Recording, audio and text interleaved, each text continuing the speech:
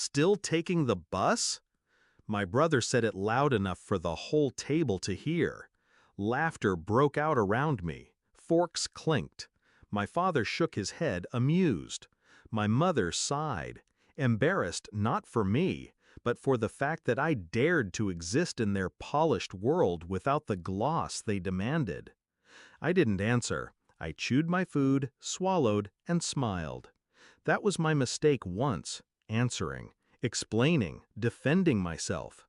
Tonight I kept silent, because silence, I've learned, is a blade sharper than any retort. It wasn't always this way.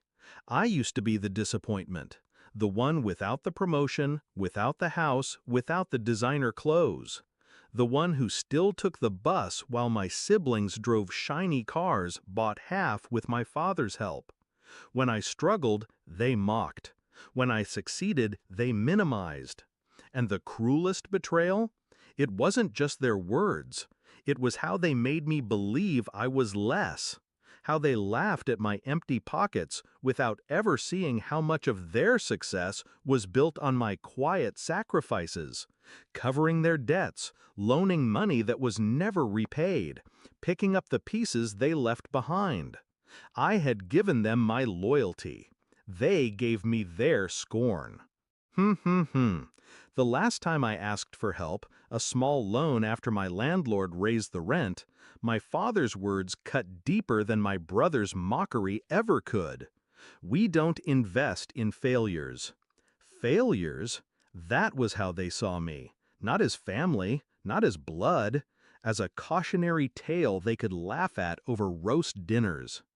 I remember sitting in my dark apartment, rent overdue, stomach empty, and realizing the truth. They didn't want me to rise. They needed me beneath them. That was the night I stopped asking. That was the night I started building. I worked quietly, ruthlessly. I took jobs nobody else wanted. I learned skills in the dead of night. I invested in things they mocked, because they were too blind to understand value before it gleamed in front of them. Years passed, and I grew, not loud, not flashy, just steady, silent, strategic. Every insult became fuel, every dismissal a blueprint. I promised myself, when the day came, I wouldn't tell them I'd won. I'd let them choke on the proof. The day came last month.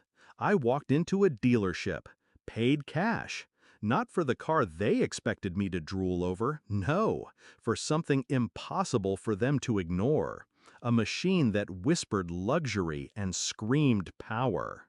It wasn't about the car, it was about the silence that would follow once they saw it. And I bought more than a car. I bought the apartment too. The kind of place with glass walls that caught the city lights, marble floors that echoed power, and a view that swallowed the skyline whole. No loans, no handouts, no signatures from my father. Every cent was mine. I planned my reveal like a final act. All I had to do was wait for the right moment. The family dinner was the stage. My brother's taunt was the cue. I let him have his laugh, let them all think I was still beneath them. Then, when the night ended, I walked them out to the driveway. That's when they saw it.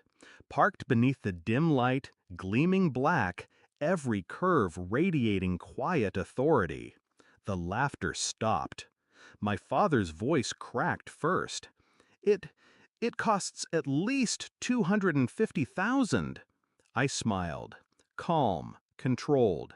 Closer to 3, actually, but you haven't seen my apartment yet. The silence that followed was heavy, delicious. My brother's smirk dissolved. My mother's hand gripped my father's arm. I didn't need to say more. The car spoke for me. The apartment was waiting for the encore. The next day, my phone exploded. Calls, messages, missed notifications. Suddenly, the family that had forgotten me existed wanted to know everything. Why didn't you tell us? When did you buy it? You should have let us help you choose. Your father wants to see the apartment. Help me choose?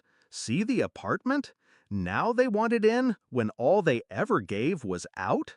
I ignored most of the calls, answered one or two, just to let my silence drip through the line. Because silence, again, is sharper than words.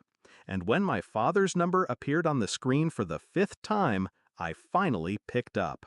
"Son," he said, voice softer than I'd ever heard, "we're proud of you." I almost laughed. Proud? Pride implies belief. They didn't believe in me. They believed I was nothing, until I proved I was everything.